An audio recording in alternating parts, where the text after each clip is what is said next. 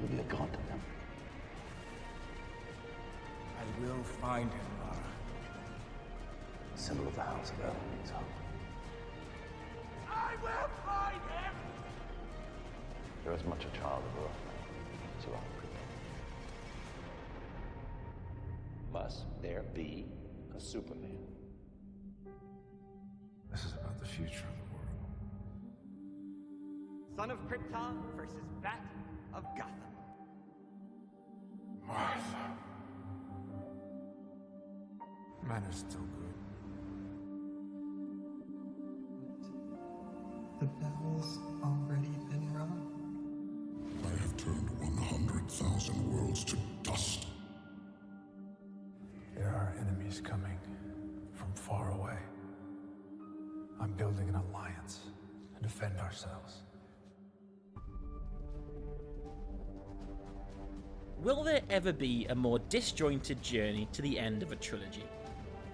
It was an adventure that started 8 years ago with Zack Snyder's Man of Steel, a Superman origin story far different than any Superman film we've seen before, with Henry Cavill's version a far cry from the Christopher Reeves and Tom Wellings of the world. The trilogy continued 3 years later with Zack Snyder's Batman v Superman Dawn of Justice, an intro to a genuine fan favourite version of Batman as played by Ben Affleck, bringing to life another version of arguably the most famous hero of all time. While they may have divided critics upon release, love for these films burns bright in its most ardent fans, anxiously waiting the vaunted, long-awaited Justice League. Then, some stuff happened. And now we're here. 5 years on from BVS, its director has been given absolute power to release Zack Snyder's Justice League, a mammoth, 4-hour-long superhero spectacular that we never thought we'd see. And yet, here we are. Batman, Superman, Wonder Woman, The Flash, Aquaman, Cyborg, Joker, Deathstroke, Steppenwolf, Darkseid, the gang's all here. Welcome to our Patreon-exclusive podcast to prepare you for Zack Snyder's Justice League. Hello, everyone. Hello. Hello, hello, hello, hello. Hello, hello, hello. Yes, we are here to talk about all things Zack Snyder's Justice League, because you've probably not read enough about it over the last It's this little indie film that nobody's heard about. Exactly, yeah. It's releasing under the radar next week, but we're all quite excited for it. And today I've gathered a mix of people, fans, some not so big fans of the series, to try to kind of dive into the whole trilogy and see what's good, what's not so good. And I've got kind of different levels of interest in those films. So I'll start off with probably the biggest Snyder Cut fan in the universe, potentially. We do have Sam. Hello, Sam. Hello. I am very excited to be here. Yeah, you've been, since I announced I was going to do this episode, I was like, Sam, you're already on it. You haven't got to say yes, you are on it. I'm not taking no for an answer. Yeah, I was in there as soon as you put the call out. Literally, yeah, straight in there.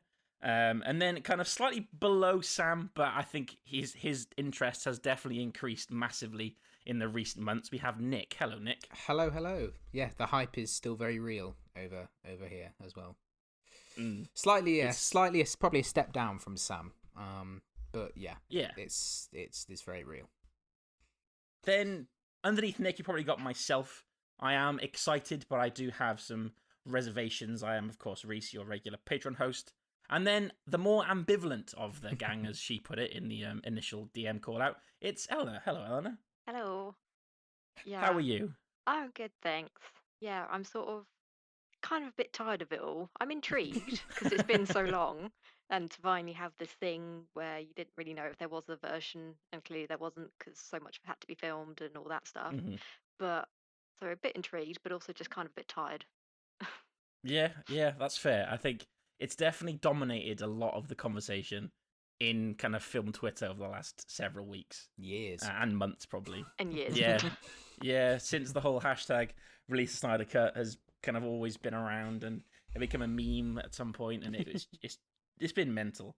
But we're here. At the time of recording, we are 9 days away from the official release, not including yesterday's disaster, if you were aware on Twitter, where me and Sam were up at like 1 a.m. finding clips because someone at HBO had leaked the film on HBO Max underneath Tom and Jerry or something. It was the most surreal hour of my life. But yeah, so the film isn't out just yet. So today we are going to dive into the kind of 2 films leading up to it. We'll talk about Justice League as a film because it exists, and then we'll talk about it is a film. What we're excited for about the Zack Snyder version that will come out next week.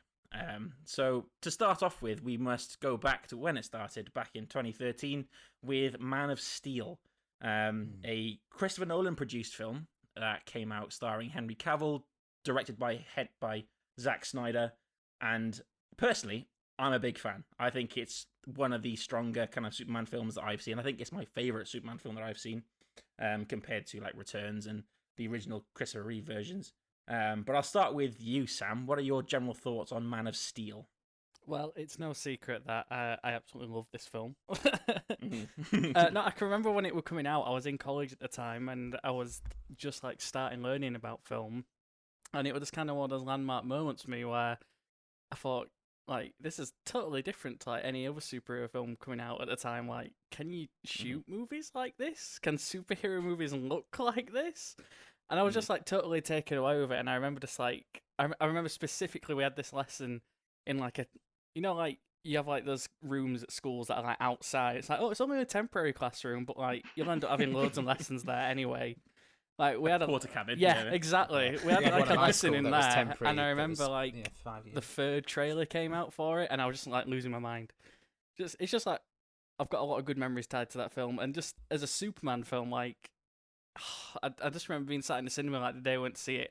Me and my friend did an all-nighter the day before it came out because we were that excited for it. We were playing Tony Hawk's Underground till like 7 in the morning, and then my brother took us over to the cinema and we watched it, and then we saw it again after in IMAX as well. Absolutely mad lad. Wow. Yeah. So there was no midnight release for it? There's no midnight release, like, sadly. I think at the time, like, in 2013, like, midnight releases weren't as big as a thing as they, like, came to be. No, that's true. So it wasn't as common. It was mainly, like, just the Marvel movies that had them. So there was no midnight release. We went to see it at, like, I think the first show was at 8 a.m. We went there and just, like, blow my mind. Just love the film, love the opening sequence as well. That's more the things that proper just hooked me on this version of Superman, like, actually exploring Krypton as a society and all the stuff. But we'll get into it. Yeah, we'll get into that later because the Man of Steel does definitely do different things than we've seen before with a Superman film. Nick, what are your feelings about Man of Steel? I watched it in preparation for the podcast the weekend, so a couple of days ago. It's not for the first time. Not for the first time, no. I don't think I went to go and see it in the cinema.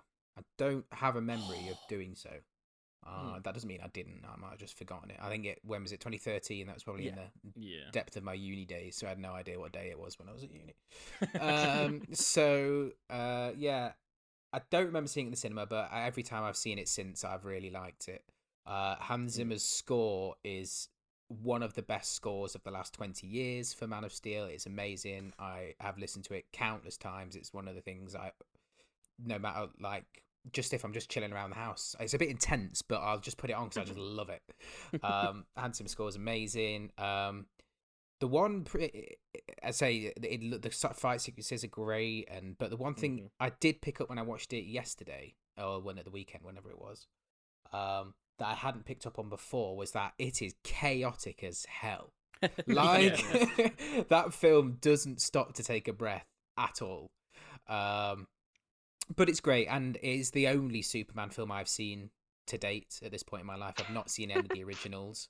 I've not seen any of the Reeve films or anything like that. So it is my only Superman experience, apart from obviously the films that came after. But I really, really like it. That's classic Nick again with the I do apologize. Films shtick. Yeah, I mean, I think we're kind of similar in that I think Man of Steel is really chaotic, but we'll get into the details of why shortly. Elena, what do you think of Man of Steel? Yeah, I like it. I do know I went to the cinema to see it with my mum. Me too, actually. But yeah, she got me. I watched like the Christopher Reeve films with her on TV and stuff. So like Superman as a character is obviously one she's known, and the Adventures of Lois and Clark TV show. That's kind of still what I think of as Superman and Lois Lane, because that's what I probably grew up on in the 90s. But yeah, I did enjoy it then, and I still enjoy it now. Agree that the score is great. But yeah, it doesn't really let up. And I do think sort of the kind of making Superman sort of like a god and a lonely god and stuff. Like I kind of see how it makes sense for the character, but at the same time, because it's such a departure from the character that I'd sort of grown up seeing, it still doesn't quite sit right with me. So that's sort of a bit with it that I kind of have some sort of issues with, I suppose. Yeah, I know I've read a lot about kind of Man of Steel and kind of researching for this episode, and I think it is an interesting discussion to have that the Superman that we see in Man of Steel is not the kind of the boy, kind of the childish, not childish, but he's the happy-go-lucky kind of local boy, and he does kind of the all-American kid, that kind of stuff. That is completely taken out of this film in favor of a guy who has the worst first day on a planet in his life. Like he's barely been Superman, and then he's already fighting aliens and everyone that can kind of kill him. And I remember that was kind of a fun analysis of it, was that kind of Superman in 1978 with Christopher Reeve, his first foray into being a hero is stopping robbers and saving people from falling out of buildings and stuff, whereas Henry Cavill Superman, he is taking on people from his own planet who are all as powerful as he is, and he's just got to try and hold them off best as he can. And it's really interesting to look at it that way, because it's such a different version of Superman. Do you think it's like the best version of him, Sam, or no? Personally, yes. In film, I think he's the best Superman. Wow. I do. It's like what you've just been saying, like as well. Like in this film, like the first time you literally see Henry Cavill, the first thing he's doing is saving people on the oil rig. And even though he's inexperienced and obviously he's giving away his identity and stuff, like he's still doing the right thing. And I think even though this version of Superman is a little bit different in the way that he's portrayed as kind of more of a mythological figure than kind of like the all-American like Boy Scout, at the heart of the character is still trying to do the right thing, which I think is very evident in the film. And even though there's a lot of kind of collateral damage, which I'm sure we'll get into as a result of that, yeah, he's still doing the right thing. Like in this film, he's like been Superman for like 3 days, and then he's like you say, he's having to fight Zod and his compatriots like in Metropolis. It's just, I love the fact that he's placed into that situation. So yeah, I do think this is my favorite, like personally, my favorite version of Superman. What do you think, Nick? Because obviously he's your only Superman that you're really kind of familiar with. What do you think of him as a character? I think, again, with my knowledge of Superman being as limited as it is, I think he's, as I understand it, he's a lot more complex than he is in other iterations, in terms of, despite what Sam said about him knowing knowing good and evil and always trying to do the best, he is kind of a bit more grey, sort of, in terms of his inhibitions and his and everything that he does. His morality. Because again, I think that at the end of the film where he kills Zod, that is a big deal, because Superman killing people on screen is not a thing that's been seen or done too often. I think is that part of his code that's a bit like Batman, which again Snyder says sticks two fingers up and says that's not my Batman. I think from what I know, that's quite a big deal that Superman actively literally murdered somebody for the good of the planet, but he did kill somebody, so I think that's quite a big deal. But I find him interesting because of that. I think that's much more engaging and interesting than someone who is 100% good, like you said, happy-go-lucky Boy Scout type job. To me, without seeing the previous iterations on the completely surface level, that appears more interesting to me. And Henry Cavill as an actor and as a person is literally born to play Superman. Like he's like you said, like he's a god character. He's literally just like a chiseled god of a man. So like he's literally born to play that role. The god aspect, I think that is built into a lot of the way that Snyder sees the characters in the DCEU.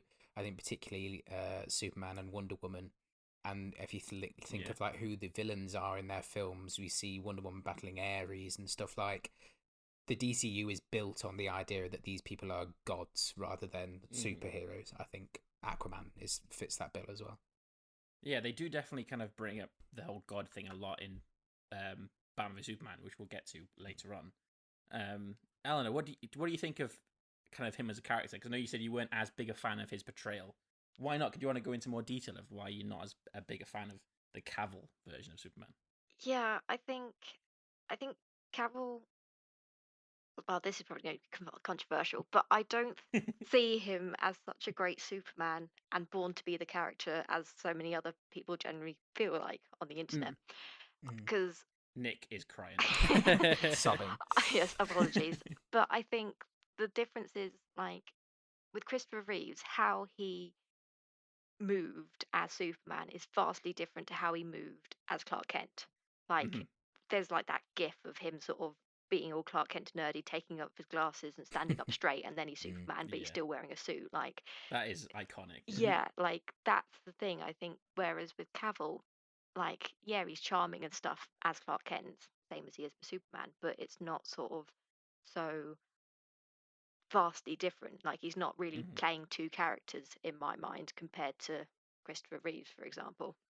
So I feel like you never really got to sort of properly see Clark Kent in the sense that he's sort of like, you can be sort of a bit nerdy and awkward, but still kind of tortured, I think. But he never really have that. He's quite sort of like not really have much of an attitude and stuff like that. And it's sort of, I think that's the kind of difference I find, the fact that he does seem quite monotone in a performance and as that character in that film.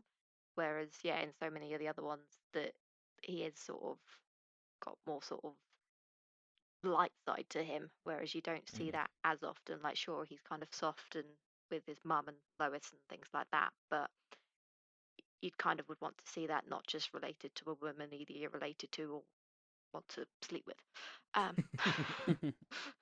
Yeah, I've seen I think people similar to think of similar school of thought to yourself, Eleanor, have said that lack of charisma is one of the things they would point at Cavill Superman and say is lacking in places.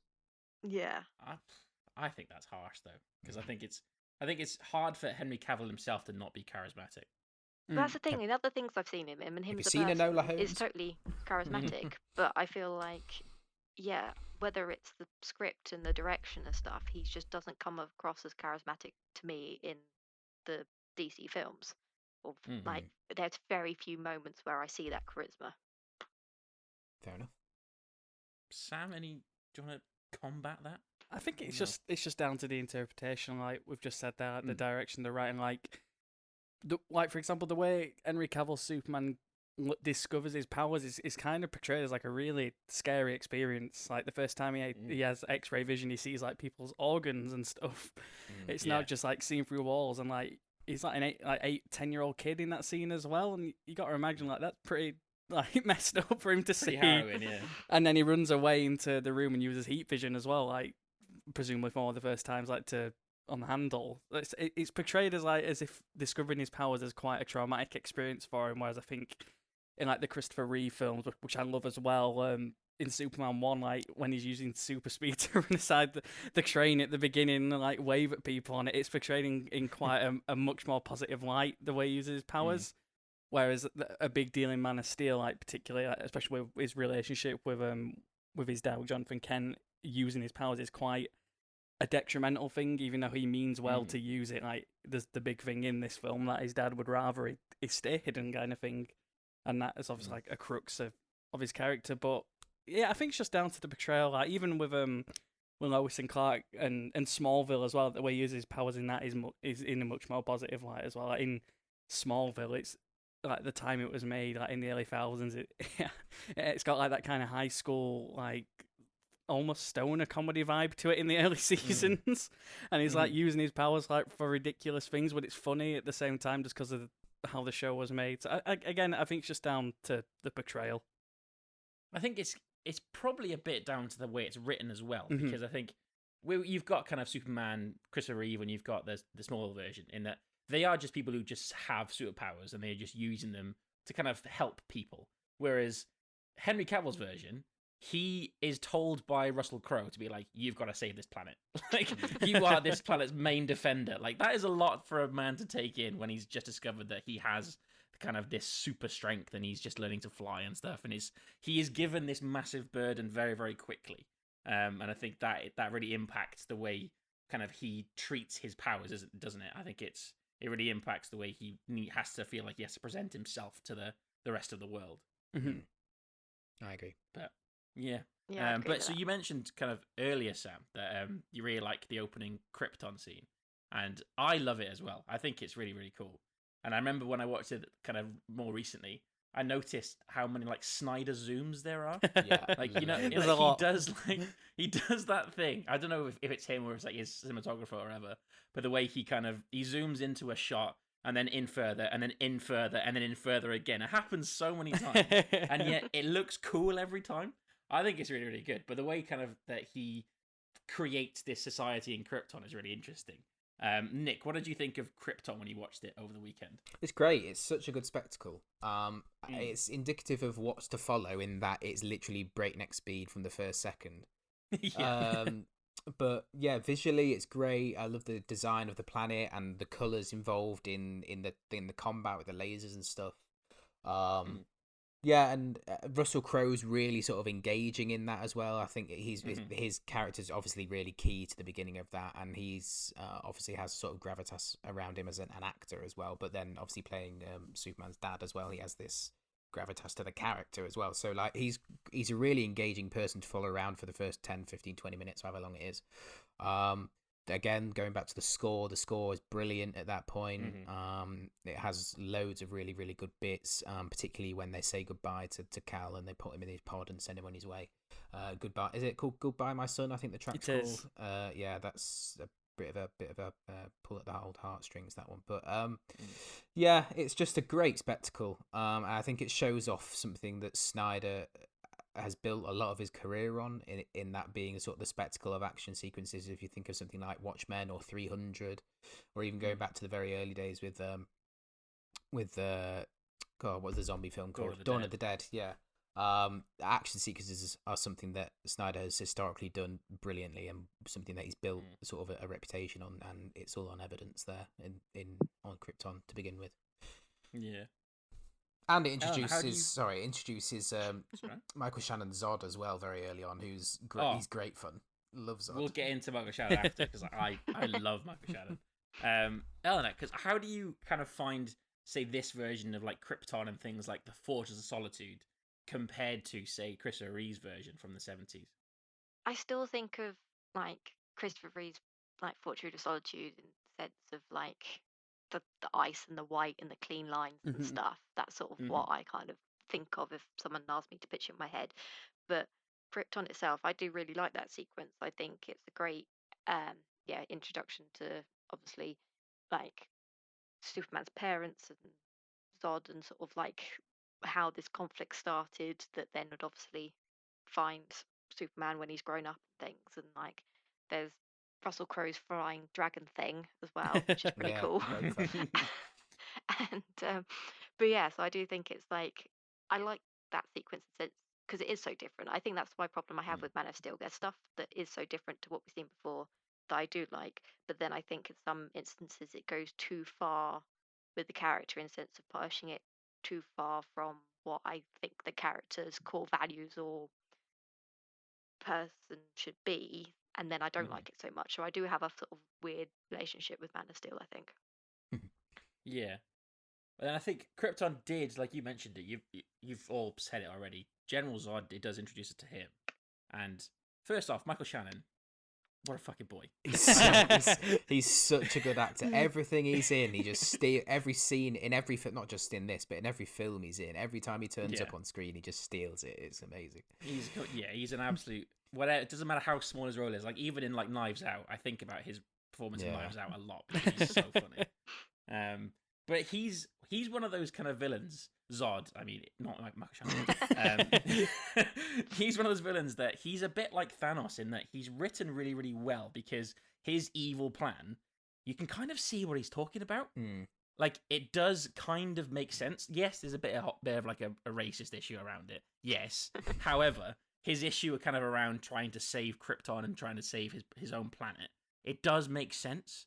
And I think that's what makes him quite an effective villain, because he's kind of the character that you think actually he has a point. I realize he's doing it in a very, very wrong way, but he does have a point. It's like Thanos kind of had a point. Didn't have to kill 1 billion people, but he kind of had a point.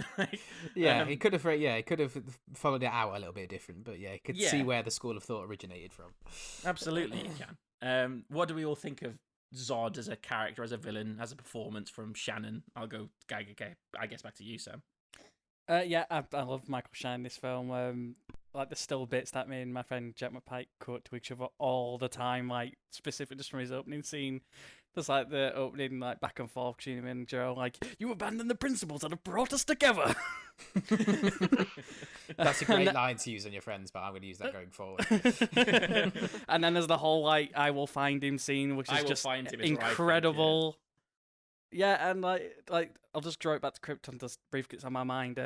I just love like this version of Krypton as well, because there's like little bits of lore as well like included, like the exploded moon in the background is like because the scientist that Zod works with blew that up trying to do experiments. It's not said in the film, but in the art of the film book that I've got, it gives you all the different lore for Krypton and explains how the society works. It's so fascinating. And I think you get hints of that in the film, and I think you get it in the production design for Krypton as well. It feels like a planet that has existed for like centuries or so. But going back to Michael Shannon, he's having so much fun in this film. He is. He's having great. Like he's hamming it up, but he's great. He's like just having so much fun, and I love that he's kind of got that hammy attitude about him, especially in like the later acts when they have the first like fight between him and Superman in Smallville. It's chef's kiss. That's what it is. That Smallville fight. I wanted to talk about that for a while because I think this is a big statement here, but I think that Smallville fight is one of my favorite superhero fight scenes of all time. Because I think it's so well shot and it looks so amazing. And yes, you've got issues with the collateral damage and explosions of a small town, and people definitely died in that kind of scene. However, it looks so impressive and it's kind of so well choreographed, and it's a really believable kind of interpretation of Superman's powers, because obviously him punching something is going to cause repercussions. Like it is, his punches are so powerful that they do have literal shockwaves coming off them. Like he's such a cool character. Elena, do you enjoy that scene? Is that a particular favorite scene of yours? Yeah, no, definitely. I think out of like that and like obviously the big final battle at the end, I'd prefer the Smallville fight. Cause there is obviously a lot of damage. It's sort of smaller scale, and it is the sort of how you see the sort of powers, and not just sort of obviously Superman punching a normal person would obviously do a lot of damage, but two very strong aliens fighting against each other who have the same powers, whereas one sort of knows what to do and the other one's still learning. I do kind of like that dynamic quite a lot, and I do think that is a very good sort of superhero fight sequence. Nick, did that stick out to you when you watched it? Yeah, 100%. Like Elena said as well, I think that I do prefer that sequence to the final sequence. It just feels like it's in perfect balance, because, like you said, Zod is as all things should be. Zod is as things all things should be. Zod is more experienced, but Superman somehow feels like he's got a bit more sort of natural sort of power than Zod in the way that it's framed, and they sort of perfectly counterbalance each other. So it's just like, it kind of feels kind of like pointless, but also, I don't know, it's hard to say. But yeah, I love it. I love that sequence. It's my favourite one of the film. It is. Yeah, and I don't really have much more to say on it than that. Again, it's just well shot, because that's what Snyder does with action sequences. I love the build up to the Smallville fight. Like, it begins with like in space, and Jor-El's like saying to him, like, you can save these people, you can save all of them. And I love that. That's how it kind of like leads into that scene, and the fight starts because his mum is like in danger. It's all like around that, and that's such like a Superman thing, that he's fighting for his parents, this is great. And I like in the scene, like in that sequence as well, that they portray Superman like still very naive. Like he has almost like a very egotistical moment when he's talking to Zod, and it's like, yeah, my parents taught me how to hone my powers. And then Zod's like clearly doesn't know what he's doing, and I like that they have that kind of naivety to the character, because he's still, and like Superman still gets his ass beat in that sequence quite a bit. He really does. And then it does kind of tie in nicely to the final fight scene, which we have to talk about because that was very controversial at the time. Because it was kind of Superman and Zod, obviously two big superhero kind of behemoths fighting is going to cause issues. However, was the destruction of Metropolis necessary? Well, Go on, Nick, go on. It's just in all these types of films, all superhero films, it's like, did they have to like lift an entire city into the sky in Ultron, or did like they have to destroy an entire airport in Civil War, or did Batman and Superman have to destroy whatever they did in Batman vs Superman? Like, I get it, and it's I studied a few comic books at university, and it is a theme that appears in lots of different iterations of lots of different characters. It's something that all superheroes get sort of thrown at them at some point in their arcs. But I think Snyder did an absolute masterstroke in making that the forefront of the thematic ideas of the sequel in Batman vs Superman. So he heard those complaints and criticisms and was like, yes, I hear them, and so did Bruce, and here comes Batman vs Superman. So it, like, yeah, like logistically, I'm sure Superman could have flown Zod out into the middle of the desert or something and taken it down there, but yeah, I think it's, in terms of that being a storyline, I think that's important for all superheroes at some point to face, is that question of, is what I'm doing worth the human cost? And that's something that they all struggle with at some point in their arcs. That's a fair point. Elena? Yeah, no, I can see that. I think that it is one of the things with hindsight with Batman versus Superman, like just to jump ahead slightly, but when you see it from Bruce's point of view, that fight, it makes it seem the destruction of Metropolis in Man of Steel kind of not necessarily worth it, but seeing it from another point of view and from the ground and how terrifying that is, it does make sense. And then, as you say, like the themes and stuff, but just seeing Man of Steel as it was, and obviously not knowing what was coming next, it did seem rather excessive. And that, and it did seem as if there would have been like, opportunities to like go elsewhere. And I suppose maybe that is the difference, because then you've got like, obviously, like the Avengers, obviously it was New Attack of New York, but there was obviously more of them, and then they did kind of make it very clear that they were like getting people off the street and keeping things contained. But when it's just like Superman fighting one person, you don't necessarily have that coordination with everyone else, because obviously Superman had only been around for like 2 days. So I guess at that time he's probably thinking like his main issue is trying to take Zod down rather than I've got to protect the city, that kind of thing. Because he's not a New York kid, is he? He wouldn't have that affinity for the city as much as kind of a Reeves Superman would. So that kind of does play into it. But then it kind of just, on top of the fact that you've got the world engine literally pulling the city up from like the ground, like it all adds up into a very messy situation. And Superman just tries his best to get out of it while dragging Zod's face across a glass window, like 50 stories in the air. But at the same time, taking away the whole kind of destruction of the city and the possible kind of human casualties of it, the actual fight itself is amazing to watch. Like it is two, it's two Supermen fighting as you thought they should do, because it is causing serious damage to both each other and the environment around them. And I think it is really, again, really well shot, like you said, Nick. Like Snyder, for all the things he does do well, and things he doesn't do as well, action is one thing that people can agree on that says, yeah, he shoots action like an absolute champion. And I think it really, really comes across in both the Smallville fight, and in the Metropolis fight. But yeah, it's just, Sam, do you have any thoughts on the big fight?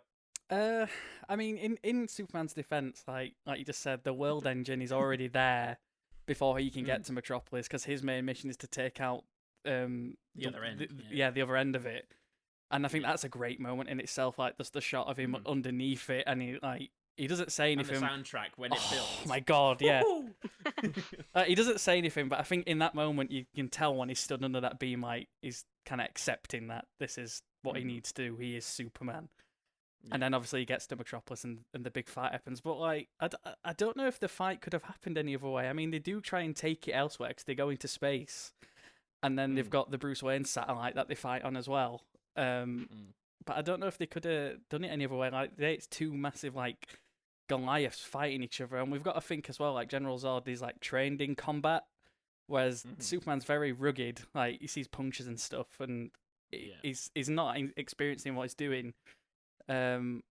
But I do think, like Nick says, like it was a masterstroke on Snyder's part in retrospective to place the conflict on that in Batman v Superman, especially with Bruce's look at it. But like again, and the way it's shot as well as like the shot of Superman flies out of the collapsing building and the camera rotates as he rotates out the building. It's absolutely unreal.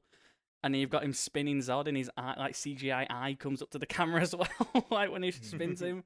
It's just, it's so good. So good. It is really good. And we've all mentioned it, so I think that's a nice segue into the next film, because the whole scene from the perspective of Bruce Wayne is amazing. Yeah, like that opening scene of Batman v Superman is up there again with some of the best superhero scenes that we've seen. The score alone, but also this version of Bruce Wayne who goes into Batman mode without his suit, like he's running into clouds of debris and smoke, just kind of into the danger to try and save people any way he can, and just seeing the collateral damage of it and how it frames the rest of the sequel. I thought, like, I don't want to say the word genius, but pretty cool. Like it's I like how you said, Nick, how it is kind of as a response to Man of Steel, and it uses the controversy there to frame a very, very interesting story in BVS. Yeah, it's just like you said, it's seeing. I think particularly it's important at that point with this version of Bruce Wayne that it introduces that he is a bit older and he is a bit sort of grayer and he is a bit more bitter and he's seen a few more things than like maybe Christian Bale's Batman or something like that. And I think it just acts as the Metropolis sequence just acts as an absolute tipping point for him. So he's obviously seen. It's hinted at in the film that he's seen Robin come and go. Robin's been killed, or at least is no longer a thing anymore because we see the suit. So it is a bit more of a troubled and, like I said, sort of bitter Batman, and I think it just sets up the sequence perfectly for that iteration of the character that we see. And like you said, to see him go Batman mode in his civilian clothes. Is great. That's not really something again that was shown in the Bale trilogy. There's the odd sequence where like he does like a heroic act, like where he drives his Lamborghini in front of the limo in is it Dark Knight Rises or the Dark Knight? Yeah, where he does something like that. It has the odd occasion for it, but yeah, for him to go on full almost superhero mode off his own back was great. And it's like we said, the score, the track Beautiful Lie by Hans Zimmer and Junkie XL, and just it's just, I think it probably is my favourite sequence of the film of Batman vs Superman, but I'm sure we can get to that later.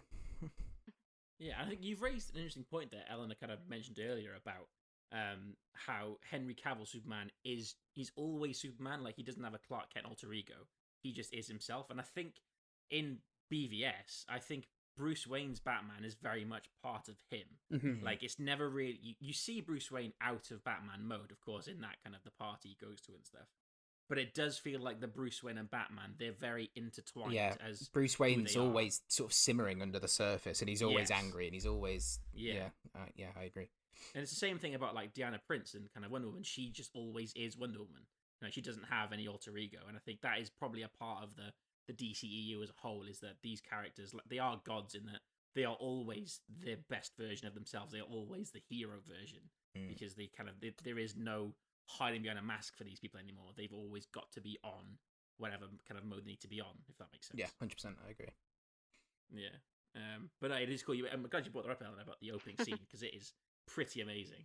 Yeah, I think I agree. I think it is like probably one of my favourite scenes from Batman vs Superman as well, because like we said, it sort of does a great job of introducing this new Bruce Wayne and new Batman, and you can see sort of how Bruce sees it from his level and what he's thinking, and that rage and stuff. And I do think Ben Affleck, obviously he was a controversial choice way back when it was first announced, but I do think, especially in Batman vs Superman, he does do a really good job of showing like a more older and jaded Bruce Wayne, and one that kind of is never kind of completely switched off from Batman mode and is always kind of aware and kind of thinking things through and stuff, and is not really like the playboy that Christian Bale's was and stuff like that. So yeah, I do think Affleck does do a pretty good job in this film. And I think it is interesting how the first opening scene, it really sets up the whole point of the film in that why Batman wants to kill Superman. And that kind of really establishes Batman's stakes in the fight. However, I'm still not sure if the Superman role in it is as well kind of executed as I think it wants it to be. Yeah. Sam, what do you think about that? Just before like jump on that, like the actual like beginning of the film, like I know we've seen it in multiple iterations, but the way Snyder uses Bruce Wayne's parents dying again to kind of set up kind of the thematic beats of the film, because the film opens and ends with a funeral, but they both kind of mean different things. Like with Batman, it's kind of like a descent into becoming that character, and then at the end of the film, even though it's like spoilers, it's Superman's funeral. It's very much Bruce Wayne's rebirth as well, because at that scene he's like decided, like he says, like men are still good. We need to keep fighting and do better things. So I like that as well, but we'll get into it. But on Superman's kind of role within the BVS conflict, I kind of agree to an extent. It's not maybe as deep as Bruce Wayne's kind of fire for him is, but I think maybe that's just because of Superman as a character, because he's not actively seeking conflict. Like even when he meets Batman for the first time, I know it's kind of brooding and everything, and he's like telling him like no mercy kind of thing. But even then, I think he's reluctant to kind of say it like that. He's not actually wanting the conflict, and when it does get to the title fight, he comes down as this to Bruce, look, you need to help me, and Batman's having none of it kind of thing. So I think a lot of the conflict is very much rooted in Bruce's side, and obviously we see why that is with like Lex Luthor manipulating him and stuff as well. Yeah, I don't know. I just wish that it was more obvious why Superman would be so willing to kill Batman, because you could obviously argue that he doesn't ever really try to in the fight. However, it's hard for him not to. Like I think Batman is always kind of in the lead in the fight, if that makes sense. Yeah, when for they sure. actually are fighting, Batman is always the one leading the way, and he's the one being the aggressor. He has to be, But otherwise he'd be like 6 feet under within 2 seconds. Absolutely. But even so, Superman still does pick him up and flies him through a glass ceiling at one point. Like, he does actually get involved in the fight, probably because he's pissed off that Bruce is like trying to beat him up. But it's just, I just wish that Superman had more of a stake in the fight beyond what Lex tells him to do. I just think that wasn't quite as effectively done as I wished it was. Yeah. If that makes sense. Yeah, no, I get that. Yeah, I think it's definitely like Superman's sort of on the defense rather than the offense pretty much all the way through. Yeah. And it does work in that way. Like, I really appreciate kind of looking at how Bruce prepared for that fight. Yeah. By building that sweet armor and like all the different traps, like Home Aloneing the building and stuff. And Ben Affleck, the tank. Yeah, it's such a cool suit. And there are like obviously some kind of suspension of disbelief required when he stabs that the staff into one specific spot, and they happen to end up in that exact correct place. Like, yeah, that's fine. It's one of those things. But yeah, I just wish the whole thing was a slightly better framed. However, it doesn't take away from, I think, the overall impact of just personally how good that film is. Because I think it did get a really, really harsh rap when it came out. Like, I just looked it up on online earlier. Do you want to guess the BVS Rotten Tomatoes percentage? 26%. Do you know 37. that? I was going to guess about 35. It's 28%. That's mad. Which means that like a quarter of people, of critics, like that film, which is madness. I wouldn't have thought that was the case looking back on it now. I can understand why people why it was a little bit divisive, but not to the extent where literally only 1 in 4 people thought it was like a passable film. Like, but that reaction to it was what set off the whole chain of events that was just so problematic going forward, because Warner Brothers obviously lost complete faith in Snyder from that point. But yeah, it's personally, it's my favourite of the DCEU films so far. Closely followed by closely followed by Wonder Woman, the first one, not the second one. That was hot garbage. But that one. Batman vs Superman, the Ultimate Edition, I should say. Is my favourite DCEU film. Followed by Wonder Woman. So I love Batman vs Superman. I think it is definitely worth talking about the whole different editions of this film, because I know, Sam, you kind of told me that the only reason that Batman v Superman is different than the Ultimate Cut was that Warner Brothers wanted to have more showings of it in the cinema. Yeah, that's exactly right. They wanted more bums on seats, effectively. Yeah, 3 weeks before the film came out, they put a thing saying, on the Blu-ray there'll be a 30-minute longer cut. And then Zack Snyder said, that's the film I made. Yeah. Which is the Ultimate Edition is so much better, by the way. Because Lois is completely sidelined in the theatrical cut. She does literally nothing, as she is the same in Justice League. I think she's only in about 4 scenes, but like in the Ultimate Edition, her she becomes what Lois Lane is, like this gung-ho investigative journalist, and we get to see all that. Like we get to see her go. The Africa storyline is all fleshed out, and her investigation into the bullets that were found there and how that ties to LexCorp and stuff like that. It's all fleshed out so much better in the Ultimate Edition. So it is just it is a shame. I don't know how palatable a 3-hour superhero film would have been in the cinema, particularly of how mixed the reaction was anyway. I think if there was an extra half hour of it, a lot of more people would have been like, I'm out.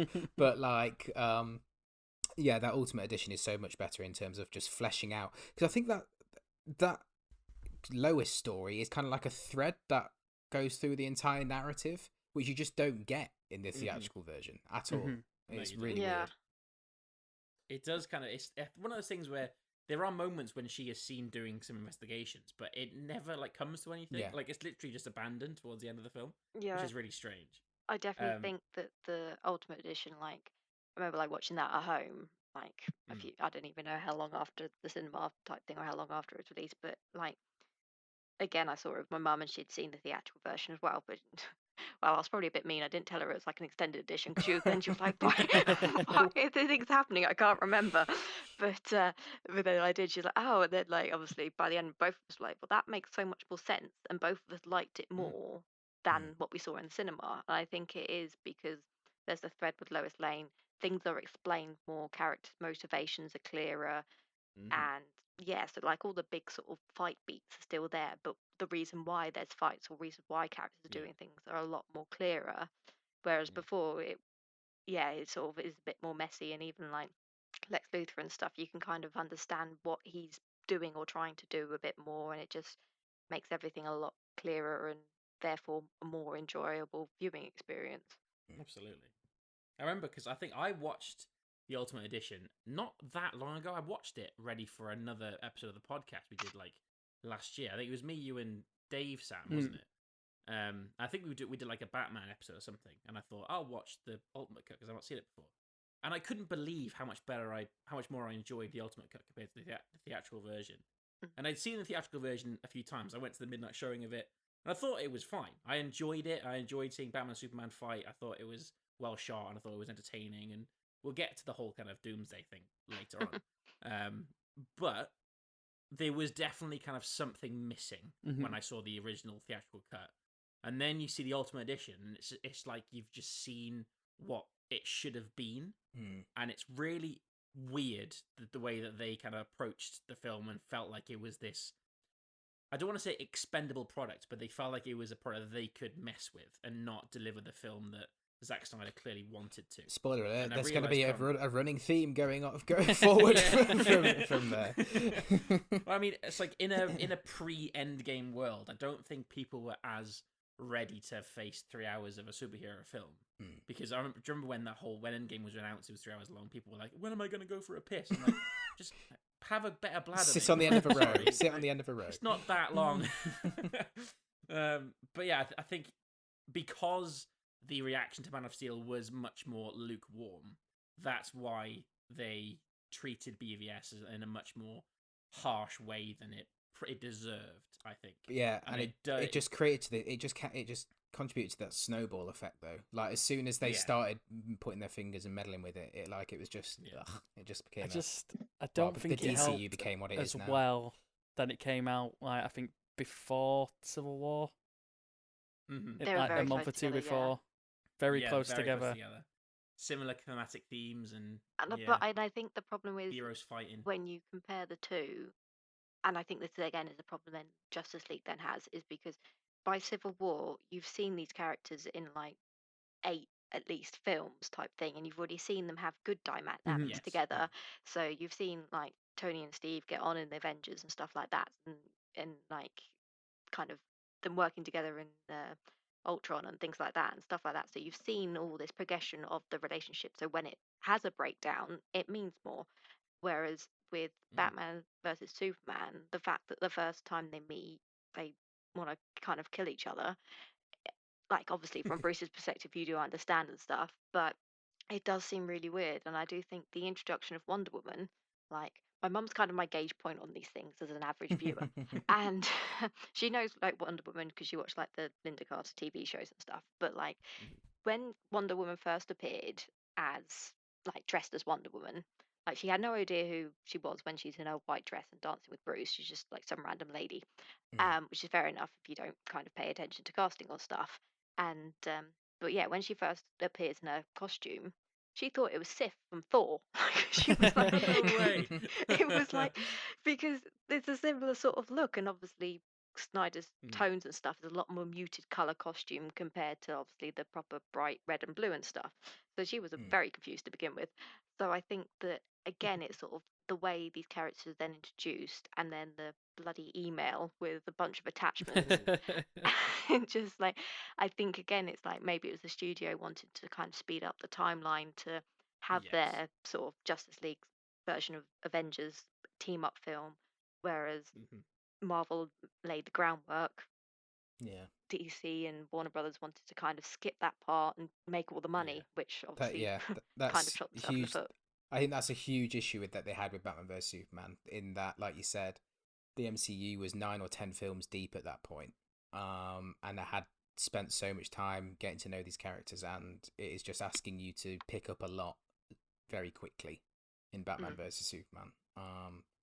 Yeah, I don't think they mentioned Wonder Woman that's Diana, literally until she gets off the plane before the Doomsday fight. I don't think they actually name drop that's her up until then. Yeah, it's like Miss Prince or something as well. It's not even like Diana, I don't think. So it does require, like you said, for somebody who's not tuned into casting announcements and stuff like that, like it does might require a bit of sort of detective work yourself, which again, I don't think the film. I think one of the criticisms you could point out is that I don't think it's particularly user friendly for people who aren't properly switched on to it. I think with Batman vs Superman, I think it's very sort of entrenched in its own universe. But that's fine. Like I'm not saying it shouldn't be that because it's obviously a film set. But I think that is one of the criticisms you could point at it, is that like my mum and dad haven't seen it, but I can imagine them watching it and just being like, "What on earth is happening?" Like it's just I think it's very entrenched in its own lore and its own stuff like that. No, I agree on that. I think it's a strength and a weakness as well. Like, I remember at the IMAX midnight thing for it, when the Flash turns up as the Elseworlds Flash to warn Bruce, like I could feel in the room there was a very like, who the fuck is this? Yeah. Like, who is this? And obviously, if you don't like us guys, we like follow casting and film news and whatnot.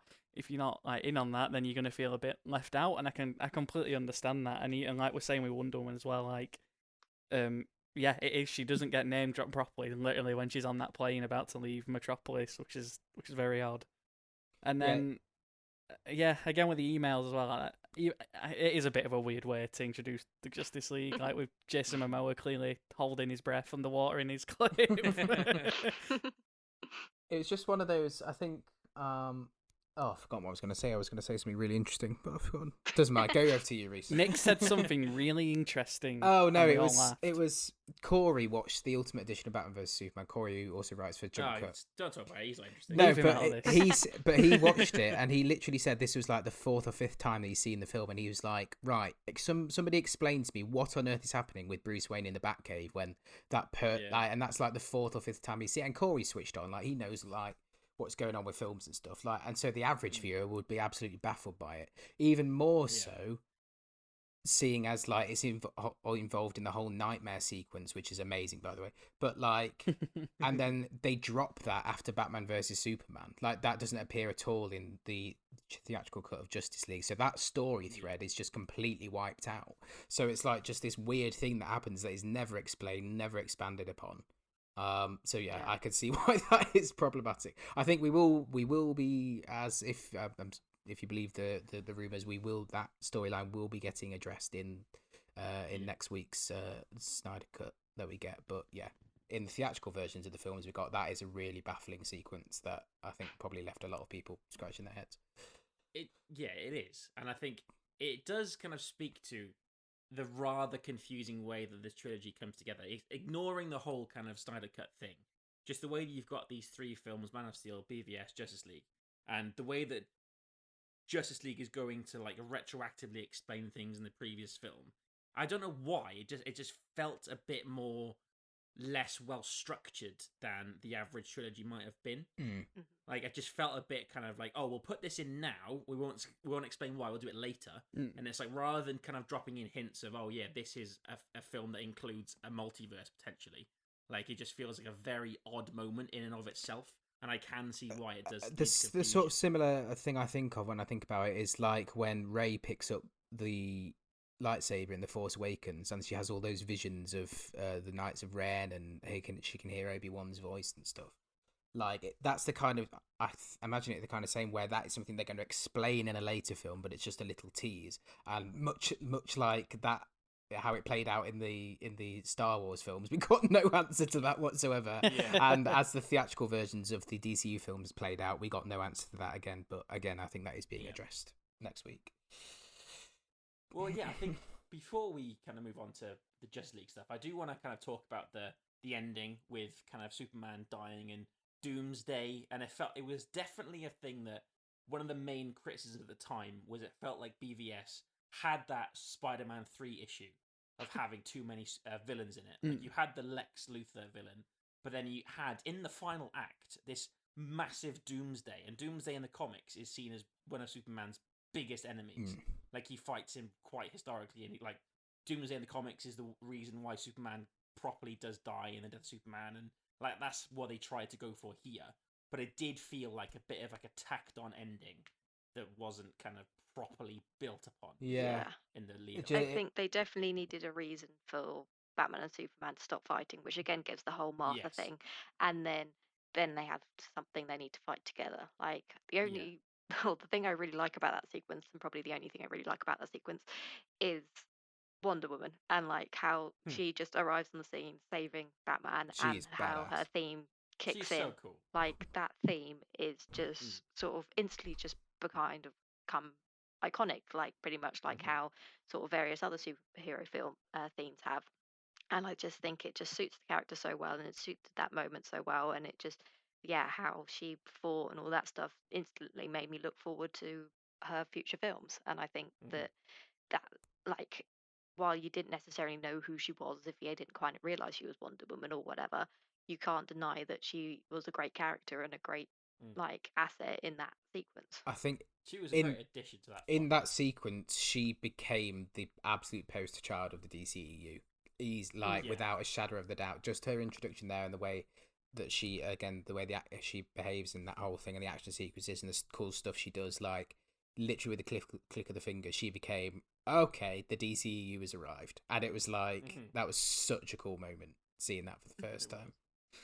I think as well that you mentioned it, Eleanor, about her soundtrack. Like, that's probably the one thing that I think the DCEU has over Marvel, in that it nails its music. Like, the scores the Man of Steel music are and the BVS music and the Wonder Woman music and her theme. All the scores are amazing. And I think that is the one thing that they've properly nailed in their kind of attempt to be a new MCU. Then that they've properly smashed the music. And I think by getting these really, really talented composers like Hans Zimmer, Junkie XL, Tom Hulkenberg is doing the Snyder Cuts, the Snyderverse. Even like Rupert Gregson Williams' score for the first Wonder Woman film is amazing. I've listened to that so many times. Yeah, and it's just, Marvel does have kind of some memorable themes. Like the Avengers theme is quite well known at this point. but they're all very kind of paint by numbers soundtracks when you really listen to them. I think the only one to me out of Marvel that stands out is probably the Winter Soldier, because it's got that sort of like metally, screechy sound to it when the Winter Soldier is on screen, and that that then you then associate to the character. Maybe the first Thor soundtrack as well, because that's so grand. But otherwise, like, there isn't really a character theme you can instantly think of. There's the Avengers team theme, but not like the Wonder Woman theme and like the Superman theme and stuff like that there is in the DCEU. It's like Iron Man's theme is AC/DC. Like, that's just cheating. That's literally taking a registered product already. But once you get sort of genius like Hans Zimmer involved, you're always going to have the upper hand on any of the competition. Yeah, he's phenomenal. He is amazing, and I think it's really cool that he has made a Batman theme and a Superman theme, and they're so different from each other. Like the Superman theme is just so epic. Yeah, like in a different way that the Batman Dark Knight soundtrack is. Yeah, and the Wonder Woman. The Wonder Woman theme is amazing. It's like Elena said. It's become like one of the most iconic pieces of film music of the last 30 years. Like easily. Like you played 2 seconds of that clip and Wonder Woman. Like it's become so iconic. Yeah. The great thing about that Wonder Woman track as well, like in the context of the scene, is not only does it set up her theme like with that violin motif, but the way it plays out for the rest of the battle is phenomenal. Like it really keeps like the tension there, and like just like speaking on Doomsday as well, like I do think it is a little bit rushed that they did go for that arc in what you could say is the second Superman movie, if you want to look at it that way.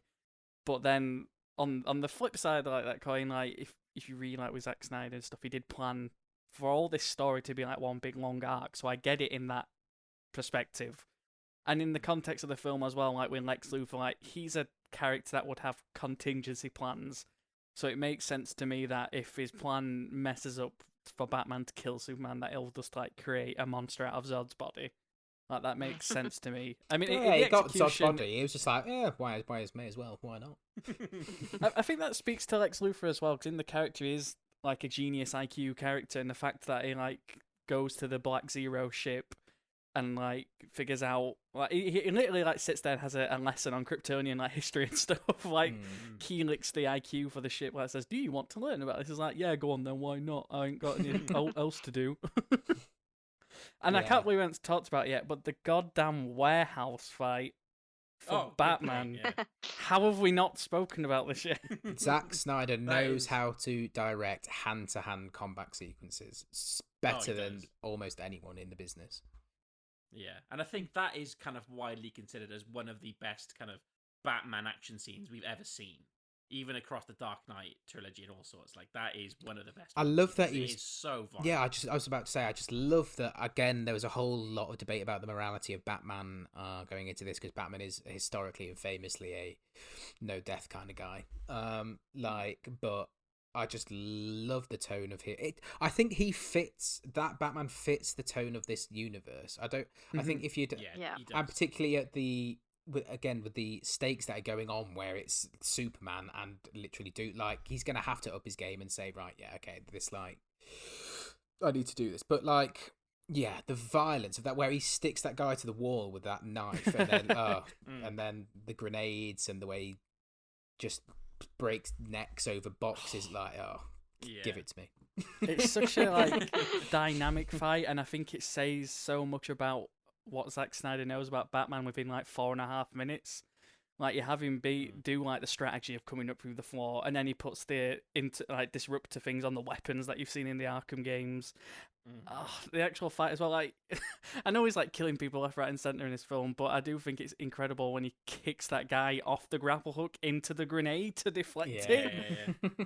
And then there's that wide shot as well when he's taking on all 4 of them at once, which is a thing like that annoys me in action films. Like when you have henchmen fighting someone, it's like one at a time. Like you never see them all attacking in groups, and in this it's a bit more realistic in that they are all fighting at once. Yeah, they always take it in turns, right? You go and get your head caved in, then I'll go and get my head caved in. Yeah. There is that. I love that one. I think it was one of the last, I guess, like, I don't want to say kills, but one of the last henchman he beats is when he punches him literally into the ground, and his whole body collapses on itself. Yeah. Like it's that's so like the brutal. pre-Battinson punch. Yeah. Oh, It looks like we're going to get Batfleck's, more of that in walked, Banton. so Banton could run. Yeah. Yeah, that is a pretty sweet scene. And yeah, I guess we'll touch on the whole Martha thing. Like, I quite like the moment personally. I know it's I a think meme, it's not a but link like, that yeah. I made watching it until the moment. I was like, oh yeah, they do have the same name. That's quite nice. I know it's become a proper meme, but like, Yeah. I always read it, and this might be me going into fight for Snyder a bit too much, but I always read it as like it wasn't the name that resonated with Bruce. It was the idea that Superman had parents, was as human as he is, rather than they've got the same name. I read it as kind of a more sort of wider realization of the metaphorical, like the thematic nature. We are kind of the same person at the end of the day, and he's as human as I am, and he still has a mother and father, and he still feels the same things I do, etc., etc. Rather than our mum's got the same name. Yeah, that's how I read it. Yeah. I think it's just like the setup that kind of leads to kind of the memeing of it. I mean, I know in the opening scene, like his dad says it as she dies, and that kind of sets it up there, and then it'll come back again later. So I completely get why it's been memed to hell over the past 4 years, but like Nick says, I think in the context of the film, when you read it as that, is finally seeing Superman as somebody with some like actual humanity to him, and not just like an alien threat. I think it works quite well in that context. Elena, what did your mum think of? Gotta name drop my mum. Yeah, I think she did find it a bit funny. And I think it's sort of like I do get that reading that you guys have had about like the wider context of he's human, he's got family, he's normal, as it were. But I think in the moment and how it's shot and acted and whatever, it just seems so kind of sudden, and like how Ben Affleck goes, like, why do you say that name, all that stuff, it is kind of they do focus on the name aspect a lot. Then it does become more laughable. And I think stepping back, I can see the connections, and obviously then Lois is there saying that's his mum and all that sort of stuff. But I think it is sort of just how it comes about seems quite contrived, and as a reason to get them to stop fighting as well, I think it's generally quite contrived. They could have avoided all of it and just have Lois come in and break it up. Like, because she's literally there, she arrives in the helicopter, and she knows what's gone on before. Like, she knows what is happening with Lex and stuff. So, like, if they wanted to avoid, she could have just come in and stopped it. I don't know how she would have done, but yeah, no, I'm the same. I 100% understand the meme, but I don't mind it. We haven't really spoken about him too much, but I think Terrio as a screenwriter is iffy in points. I think in a lot of the films we've seen from him so far in his filmography, he was involved in Rise of Skywalker, I think he was, maybe for at least one of the Star Wars films, and then obviously Justice League. And the writing in Batman vs Superman more than Man of Steel I think is a bit iffy, but I think the supporting cast and the stuff around that is better than Man of Steel for me. That's my personal preference. Yeah, so before we kind of move on to Justice League and whatever that was, I do want to kind of talk about the first two films here as a lead up to a third film in a trilogy. Like, I feel like Sam's going to kind of be the big helper on this one. Like, how much lore was there in Man of Steel and BVS that was going to be explained in Justice League without kind of spoiling too much of the Snyder Cut? That should have been, yeah. So, like, before you start with that, I think from my innocent perspective, I feel like there's a lot more lore in BVS than there is in Man of Steel that will be kind of tied up in Justice League. Am I wrong in that reading? No, not at all. I think BVS is definitely the big focal point for setting up what would be expanded upon. But leading up into Justice League, it's been said a lot by Snyder himself that he sees this as a Superman trilogy, and he had this like kind of planned out arc. I mean, I know it was probably supposed to be a bit longer, as he said as well. Like, it was supposed to be like a 4 or 5 film arc with different Justice League sequels, but that's by the by. But if we look at it as a sequel, it was supposed to be like Man of Steel is like kind of like the birth of Superman, and then you've got BVS with the death, and then you've got Justice League, which is the rebirth, and also the uniting of the team and whatnot. And I think BVS sets up the law more than Man of Steel does. Man of Steel's very just kind of focused on Superman himself, not so much like future conflict. Whereas BVS is very much the film like literally ends with like Batman is on a new journey with a new perspective. Like, I need to put this team together because I've seen what is going to come, and he goes and threatens Lex Luthor like with the information. And we see Steppenwolf as well in the extended version. In the extended version, not the theatrical one. We see Steppenwolf come to visit Lex Luthor, presumably to give him knowledge about the mother boxes and whatnot. So it's all there. I mean, it's not as fleshed out as maybe it could have been, but it's there in BVS. And then, obviously, the expectation I had personally in 2017 when Justice League came out is that we would see that fleshed out. And then what happened was...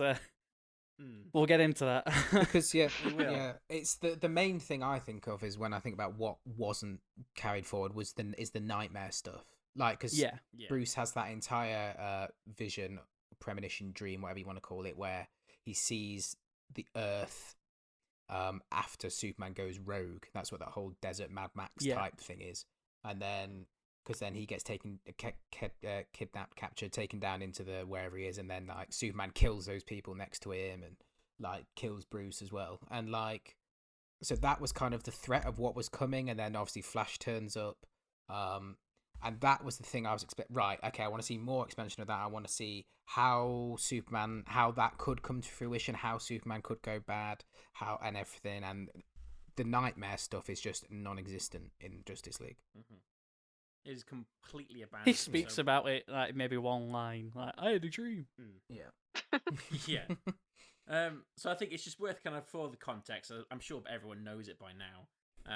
But on kind of towards the end of shooting of Justice League originally with Zack Snyder at the helm, his daughter tragically took her own life, which meant that Snyder stepped away from the project for personal reasons to kind of go and focus on his family and stuff. And then Warner Brothers hired Joss Whedon to finish off the film. And it seemed at the time like it was just going to be a quick edit job, kind of finish the last few shots and get it all into cinemas as it was intended to. And then when the film came out, like you just said, Nick, it felt like a film that was completely disconnected. It just retconned everything that came in the previous two films. Completely. Completely did. And it's a film that it doesn't even have the same kind of visual style as the Snyder doesn't have the films. same tone. Like, it has nothing. No, nothing. It's a Snyder cut film. It's a Snyder film, sorry, framed as if it's the next Avengers film because it had Joss Whedon at the helm. And the film that came out in 2017, as much as I don't think it was a complete disaster, I think there are some fun bits in it. I think the more I learn about it in the years since, I realise how much of it, like a short, whatever, we all had a short straw when we watched the 2017 Justice League because of what's going to come out next week. I watched it today, Rhys. Can confirm it is an absolute abomination. God. I mean, I'm not going to argue it. I think I watched it not that long ago, again in prep for another episode of the podcast. And I remember thinking, like, it wasn't great, but it wasn't a complete disaster. Obviously, there are some really not great moments, like the ending kind of act with the red sky and all of that really shitty CGI and Henry Cavill's mustache and all that shit. There's so much wrong with it. And then when you learn that apparently the Whedon version of the film, he reshot about 3/4 of it, and then released that in a very, very double quick time. Snyder has said that, I think he said that only about 25 minutes of the thing that was released in 2017 is his footage. The rest of it was completely and that's interspersed over the timeline. Yeah, exactly. So I mean, it's a lot, and it's when you look at kind of whatever you think of the two films that came before it, both of those films were made with a very clear vision in mind. And when you see the Justice League that comes out, you just realize it was effectively shat on.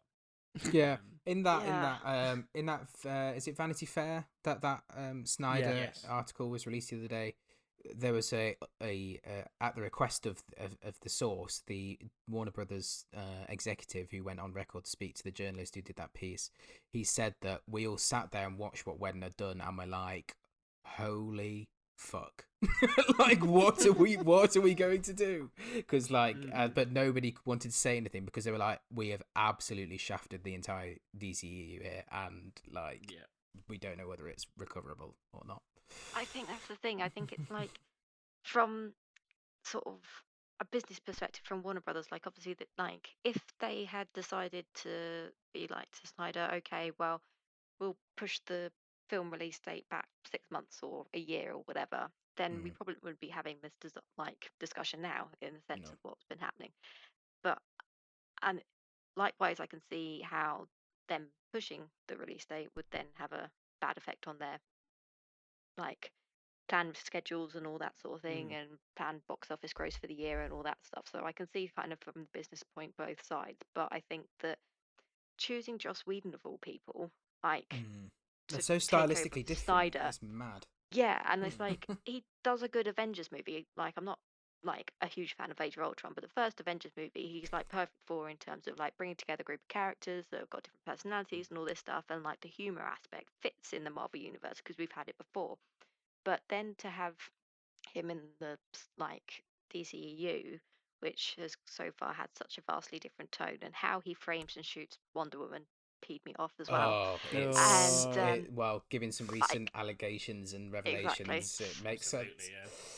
But like, yeah, like the sort of, considering you had Wonder Woman like the year before or whatever it was, or early that year, that had been sort of so empowering, and like how she was shot, and like to then see that like a few months later, it was just so frustrating. And like, and the fact that you've got, like you had in Age of Ultron, you got a male character landing on a female character, putting their head in the boobs, like you did with Flash and Wonder Woman and Bruce Banner and Romanoff. So it's just like, yeah, that was just so frustrating what they did to shoot with that scene, didn't she? Yeah, and I'm like, I'm not surprised, and like, and even like in terms of costume as well, like the rest of the Amazons, their costuming was like far less than they were in Wonder Woman, and it's just sort of sort of frustrating. Like we sort of talk about like the male gaze and female gaze and stuff like that, but I don't think I've ever seen such an obvious comparison when you've got like a character, one in like a female directed film and one in a male directed film, and how that character is portrayed so vastly differently. Yeah. And like, I know, even like to points where like they do that fucking stupid joke where Aquaman is sat on the Lesser of Truth, yeah. And she's like, "Oh yeah, you're beautiful, you're stunning," and like, stop! Why is this happening? Like, please stop. Yeah. There's so many instances. I watched it today. There are so many instances of just like one-liner jokes made by characters that are so out of place, even just within this film. But then particularly if you think about the 3 films at this point when this was supposed to be released, Batman vs Superman, Man of Steel, and Wonder Woman, like, so out of place. Like stuff like Bruce going when Superman was like, "Oh, I didn't thought you'd brought me back because you didn't like what was it? I didn't think you'd bring me back because you didn't like me. I don't not like you. Like, what do you mean? Why is Bruce Wayne saying this? Like, oh my god, stop." It's so frustrating. Like, just speaking on Wonder Woman, there's like literally a shot where he brings Barry Allen back from Central City, and the camera just like dollies underneath Gal Gadot's ass. It's like, for a long time. Why? I noticed that today. Yeah. What's the point? There's no need, and I'm sure we'll get into like the different characterizations of people in this. But what baffled me yesterday rewatching is like the Flash is like a genius IQ, like forensic scientist in DC universe. Fucking brunch. And in this film, it's portrayed as such an idiot. Like, yeah, he is. You've got this. Well, it's another thing as well. Like in actual scenes in this film, there is continuity errors left, right, and center that flip between the Snyder footage and the Whedon footage. And in that scene where he goes to Barry's hideout, you got the brunch bit, and it's so bad. He's the most guilty party for like terrible one-liners when he's like, "Is this a bad time to bring up my blood sugar levels?" and stuff like that. And like, don't get it. It's like, please stop. Like in the same scene, Bruce Wayne's like, "Oh, you've just built this armor out of like NASA certified material. Like you're clearly quite smart and whatnot."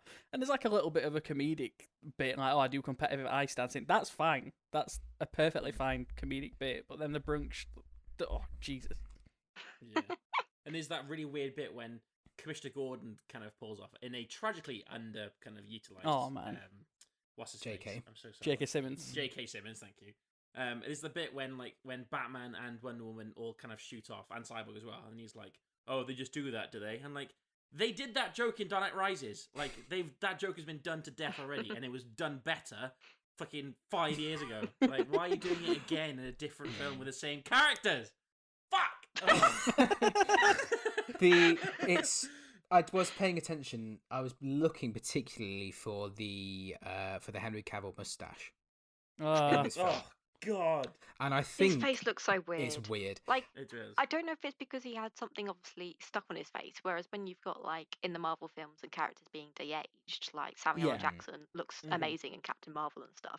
So I don't know if it's the fact that obviously the texture of a mustache, maybe that had some sort of effect on the sort of CGI process. But like again, when not to compare Marvel and DC again, but the fact that you've got this de-aging tech they've used on like Robert Downey Jr. and Samuel L. Jackson that looks like uncanny valley perfect to then have such a weird face on Henry Cavill. It's just so weird. I think I counted in total 2 scenes that Superman was in that I didn't notice the mustache. So I think like 80-90% of the Superman footage in this film was completely reshot, which makes me think that Superman's arc is going to be, obviously they're going to do the rebirth, but his arc in the Snyder Cut is going to be so different. I hope it is, because it's going. It just CGI feels, when generally speaking, generally as well, but like the CGI when he's at Kent Farm, there's a shot of that green screen when he like, smiles, and he's got there's that. like, There's the smile. There's the smile. And it's like, "Yes, ma'am," and then like there's a shot where they look into the distance as Martha Kent approaches, and I shit you not, it looks like something out The Room when they're on the rooftop. Like that's how bad it looks. And there's also that really terrible opening Batman scene on the roof. Oh God! What? Where he lets like the criminal get away? Yeah, that looks like a PS3 cutscene. It's really badly shot. Oh, there's just so many issues with it, and like I'm scared to a point where I'm like, if there's anything, I hate so much about that film that some of the stuff that Snyder actually shot as I actually dislike as well, because obviously nobody knows 100% what is. I think people can make a logical guess from what is what, and from like what wigs people are wearing and what sort of facial hair situation is and stuff. But like, I'm scared that a lot of, because I hate so much about that film that I'm gonna hate when I recognise it in the Snyder Cut. I'm like, oh my God, I hated this when I saw it first time round. And before we move on from Whedon, sorry, I need to bring up the thirsty line as well, which just adds to the whole idea that he's just this misogynistic weirdo. About the whole idea that Martha Kent doesn't know what the difference between hungry and thirsty. No. Yeah. Okay. I'll just leave it at that. We've also got to mention as well the wonderful Russian family. Completely pointless. Completely. How to add stakes to a movie? Here is random family that seems to live alone in this like Chernobyl-esque town.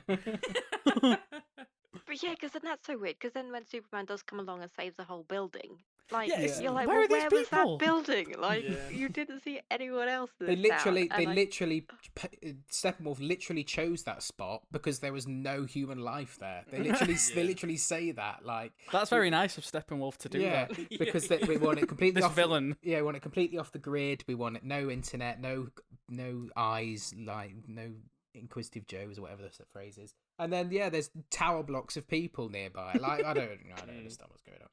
I mean, I've seen horror films in the cinema, but nothing prepared me for the horror of cell phone CGI Superman at the beginning of Justice League. As an opening scene, it's completely pointless as well. It offers nothing to the rest of the film. It has no narrative impact on the film. It's just there. Like you could have. They surely one of the Warner Brothers executives watched that and was like, that is absolute bollocks. Like, get rid of that, and like we'll just start after that. Like, it doesn't need to be there, and it was just a tone setter. Yeah, I can kind of get it. Like, oh, this is what Superman's supposed to be like. Yeah. Dressed an American way and all that stuff. But then again, that kind of Superman you haven't seen in the previous two films, really, just to that extent they were trying to portray at the start of Justice League. And then, super jarring. And then again, his face looks weird. It's so, and it was. I went to see it in IMAX as well, and it was so big because I saw it in IMAX. It was like 50 foot tall, and I was like, "Oh my god, I hate it." No, I'm sort of intrigued by the Snyder Cut for many reasons, but I feel like one of my issues I had with Justice League happening straight after Batman vs Superman anyway is what I touched on before, like the fact that you've got 3 characters in terms of Flash, Cyborg, and Aquaman to introduce and give backstories and make you care about them, whereas you didn't have that in like Marvel and stuff, or like, and then and I feel like the first act of the Justice League film we saw in the cinemas is a load of setup, and if that had been kind of interspersed into previous films, or at least one of those characters had already had a film, you could have shaved some time off type thing and like not have had all that setup. And I just think that it is a lot to tell people, like, because you've got Aquaman talks to fish or whatever, like that's kind of an easy kind of thing to understand for the average person. Flash runs really fast, but anything of his backstory, like if you haven't watched any of the CW TV shows and stuff, like it is a new thing. And with Cyborg, for me, I'd seen Cyborg in the Teen Titans TV show from like the 2000s, and obviously that's animated and looks fine. Cyborg as a CGI creation in a live action is probably going to look a bit weird if the CG isn't perfect, and which he does, unfortunately. And I think again, sort of having that kind of before he became Cyborg and all that sort of stuff is quite a big thing, and especially because then his story is tied to these boxes and stuff, it is a lot to kind of cram in and to try and make you care about these random people. I think it's a lot to cram in, where I can't remember who the Warner Brothers president overseeing this was, or CEO, what the big cheese at the top, whoever it was at the time. They were adamant that they wanted this film to be under 2 hours. I read so many articles at the time being like, we want to get a 2 hour film, and like Elena said, to include those origin stories and tell a story at the same time and bring back Superman and have an existential threat in the form of Steppenwolf. Like, it is just never going to work in an hour and 50 minutes. Never going to work. Which is something the Snyder Cut has. Which is something the Snyder Cut obviously has to its advantage, because it's a 4 hour behemoth of the film. But, one extreme to the other. I was about to bring that up, in that I feel like I'm personally underestimating how long 4 hours is. Like, there is so much film that we haven't seen as well. It's not just an extra 2 hours. It's not like that film is 2 hours and then that is another 2 hours.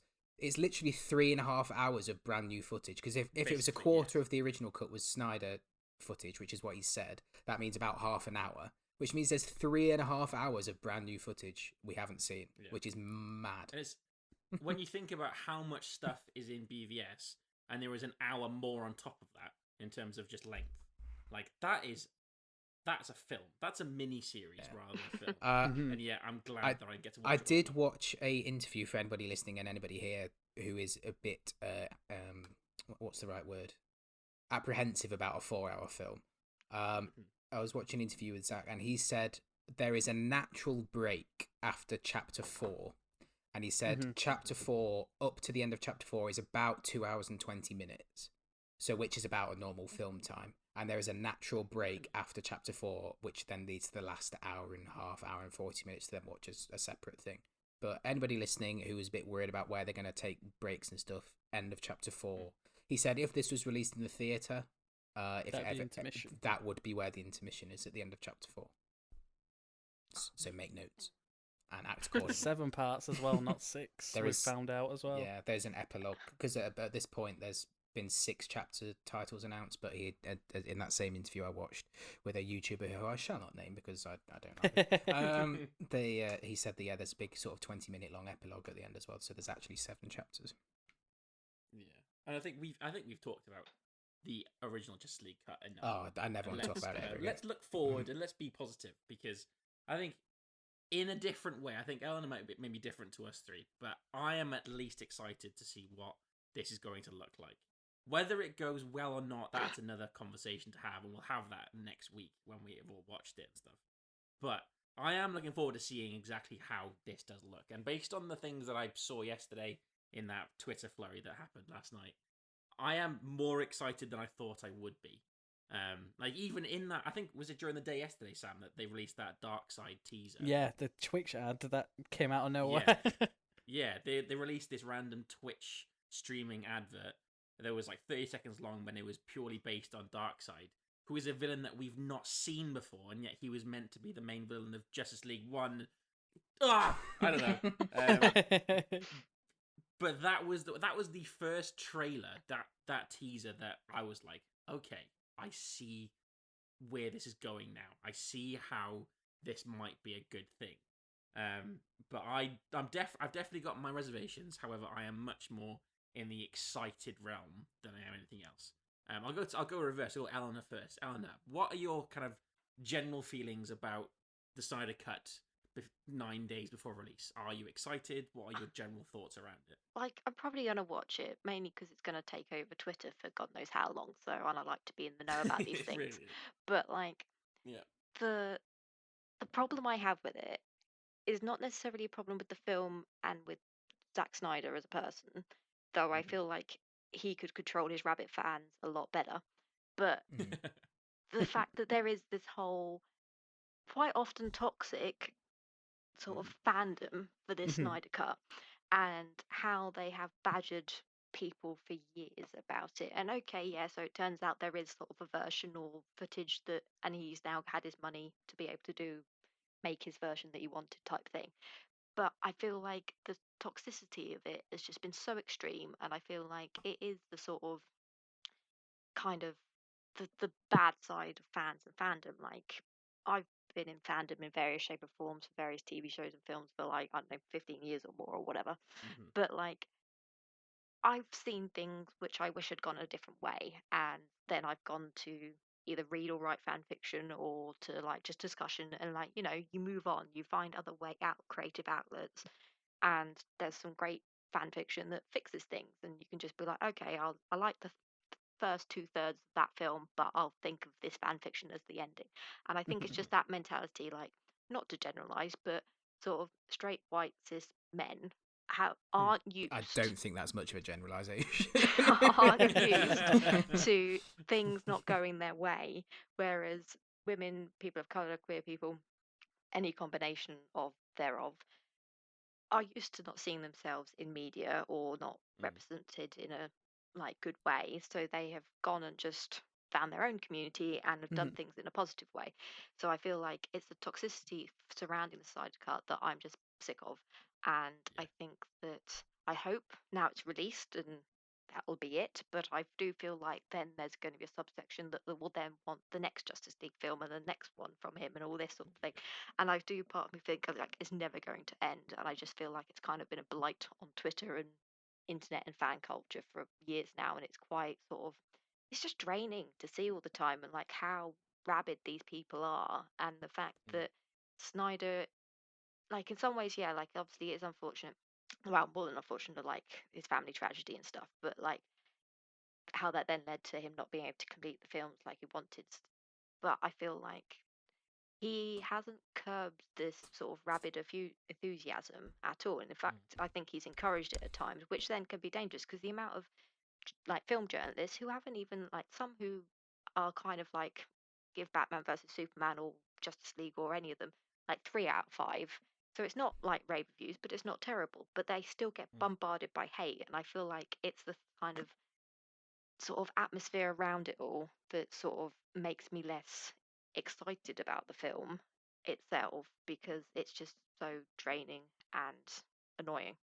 And I think that, yeah, I think as the film, yes, it will be really interesting to see what he tried to do and what he intended to do, and see those threads from Batman versus Superman stuff hopefully come to some sort of conclusion.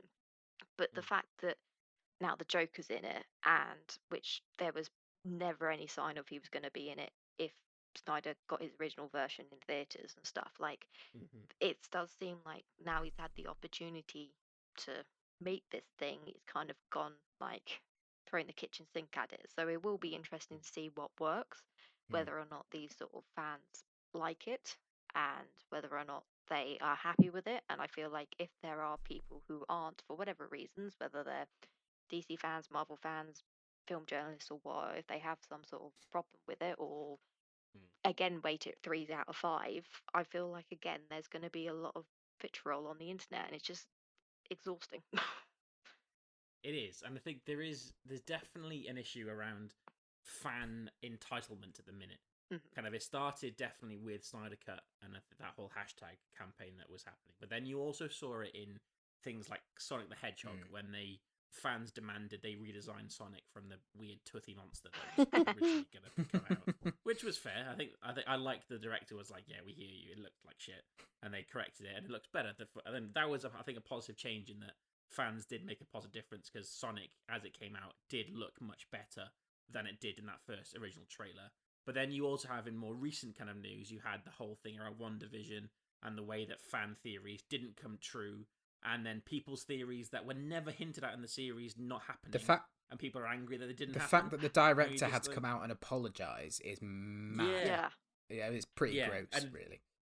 I think you touched on it kind of, and really, really kind of eloquently, about how fans are feeling a very much kind of, I didn't get my thing, so I want to kind of campaign to get my actual correct version out in cinemas, and it's just, it doesn't bode well for the future, I don't think, because I do worry that if, a version of a film comes out that people don't like, there is going to be some sort of campaign being like, well, they got the Snyder Cut out, why can't we get the new version of this film out instead? I definitely think it sets a precedent. Like, there's been director's cuts of films since the dawn of films, but it's always been like on the DVD release or whatever, or it's been like, there's like, I don't know how many, 5 versions of Blade Runner or whatever.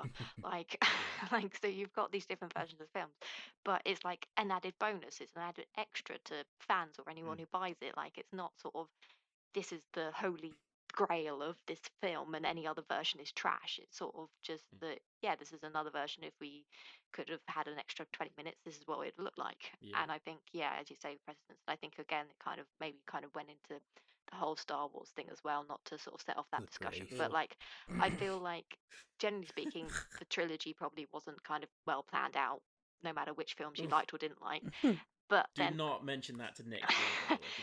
My foot is tapping. But I think you can't deny that reactions to, I can't even remember what the second one's called. What's the second one called? Last Jedi. There we go. The only one I watch more than once is Force Awakens. And but yeah, Last Jedi. Like, no matter what you can say, like, the reaction to that has definitely had positive or negative like impact on then the subsequent end of the trilogy. So I feel like it is, if filmmakers or studios don't have confidence in what they're producing and their end game, like, I feel like, not to mention Endgame, but like having someone like Feige in charge of Marvel has meant that even when a film isn't kind of as well loved or well rated or made as much money, like, they've brought it back, like the Incredible Hulk and stuff. Like, they've recasted and moved on and done other things and stuff. And like, there's sort of, whereas I think if you've got these films and these series where someone doesn't have the faith in what the plan is, and it doesn't have faith in their filmmakers or their sort of overarching story arc, or if there isn't an overarching story arc, you're going to have problems, and then you're going to have fans wanting X, Y, and Z and getting angry when they don't get it. It's dangerous. And I think whatever happens next week is going to be very telling, because if it comes out and, God forbid, it's crap, that might just end the conversation there, because then you can't release the Snyder Cut of the Snyder Cut. There's no new version of that film coming out. If the Snyder Cut is widely revered as being incredible, there is, like Elena said, there's definitely going to be a clamour to Warner Brothers being like, well, give Snyder the keys back to the DCEU then. Like, let's just carry on where we left off. That's going to happen, it is, if it's well received. Yeah, if it goes well, then what it means for the future of that whole universe is very interesting, because I think the DCEU has managed to recover quite well from the Justice League debacle, in that Like, I think I am the world's biggest Aquaman. Like, I absolutely love Aquaman because it's absolute balls to the wall insanity. But then you've also got, like, Shazam is really good. Love Shazam. Birds of Prey I really liked. Suicide Squad, obviously, that was a bit of a chaotic mess. Yeah, that's another But as a kind of a structure, kind of giving, Wonder Woman, yes, the sequel wasn't great, but she's still a good character. Aquaman is a fun character. I think The Flash hopefully is going to get a bit more kind of play in the Snyder Cut. So his future, hopeful, eventual kind of solo film, which might be complete madness next year. And then hopefully Cyborg. I think Cyborg is probably done as a character, isn't he? Because of the whole Ray Fisher thing is kind of ruined that and I prospect, think, which is sad. and I think it's unfortunate for Ray Fisher because, like, I think he'd been in like a few TV shows and things like that before, Justice League, and obviously that's supposed to be his big break. And obviously there was all the stuff that went on behind the scenes, and I think a lot of Snyder Cut fans rallied behind him because they saw it as a way to get the Snyder Cut. So I feel like once they've got their Snyder Cut, they're not going to care about him anymore. So when he goes on to future projects, he's not going to necessarily have that fan base he thinks he might have. Maybe I'm being very vastly negative about it, but I do think it's very unfortunate with him. No, I definitely see that side of it, and I hopefully the Ray Fisher can definitely come kind of through this kind of positive, because I think as much as the Justice League that came out was crap, his performance is actually quite good. Yeah, like his Cyborg is a very kind of what's the word for it, like conflicted character, and that his kind of the way he links the stories really kind of quite cool. And I think his Victor Stone, he was very horribly shafted in the edit of the original cut, and I think he's going to get a lot more traction in the Snyder Cut next week.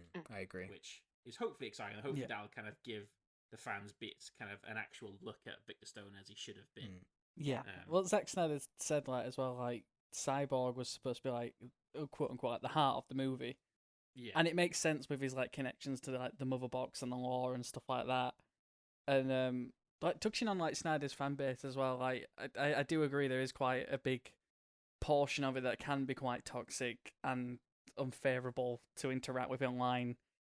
But this whole thing of seeing a director's cut basically get restored and put out, I think it might be quite a rare instance going forward. Yeah.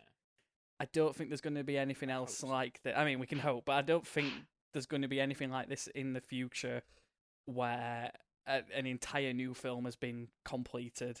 I think we'll still see normal director's cuts, like where it's like, yeah, we shot this footage and it's finished, but we didn't use it in the end, kind of thing. But I don't think we'll ever see like an entire film come to fruition out of it.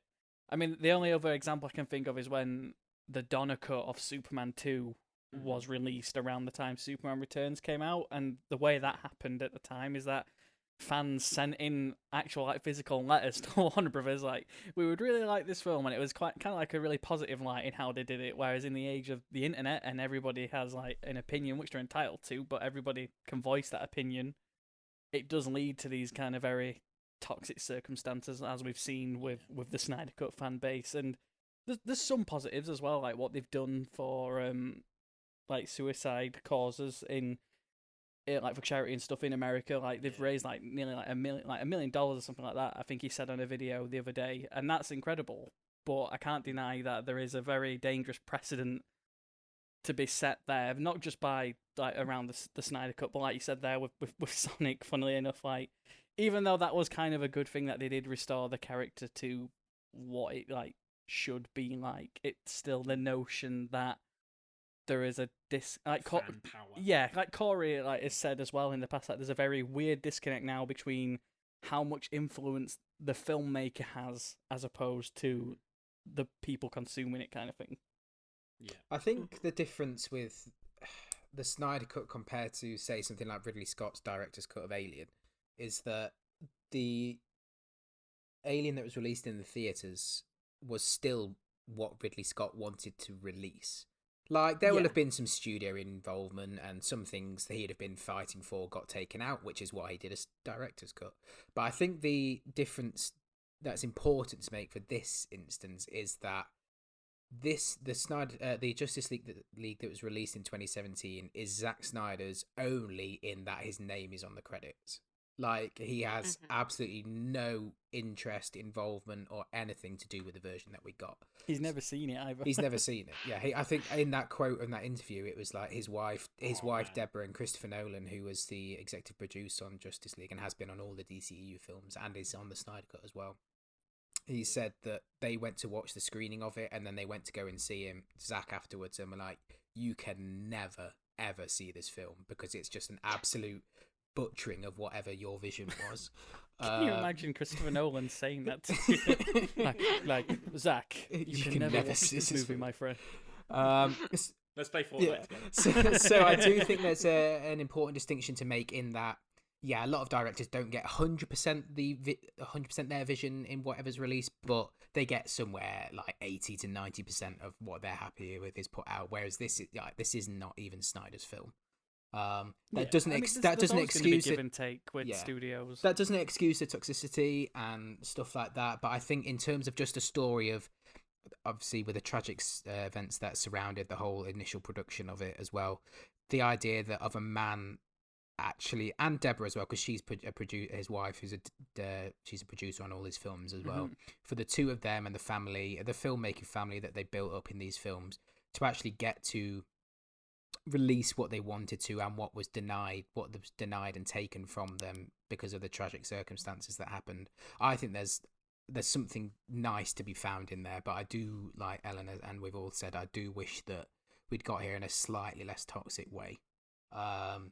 But yeah, it's in terms of a man getting to, because I think as well as this does, I don't anticipate Snyder coming back to Warner Brothers purely because of the way that this all played out, the way that, again, going back to that Vanity Fair interview, the way that they dealt with him around the death of his daughter and stuff, like it was gross. So like I don't know why he'd want to cozy up in bed with them again, but just in him getting to finish his vision at this point. I know he wanted to do 2 or 3 more films after this, but just to get to this point where I think he said as well that the whole filmmaking process of Justice League was kind of like was so involved around the death of his daughter, Autumn, and this will be a proper way for him and his wife Deborah to close and end this chapter of their life. And that, I think he even said the film is dedicated to Autumn at the end. There's a couple of screens at the end that are sort of in memoriam and dedicated to his daughter. So in terms of that, I think it's perfect, and I'm glad that I'm so pleased that he's able to do it. But I wish we'd got here by slightly less aggressive means and whatnot.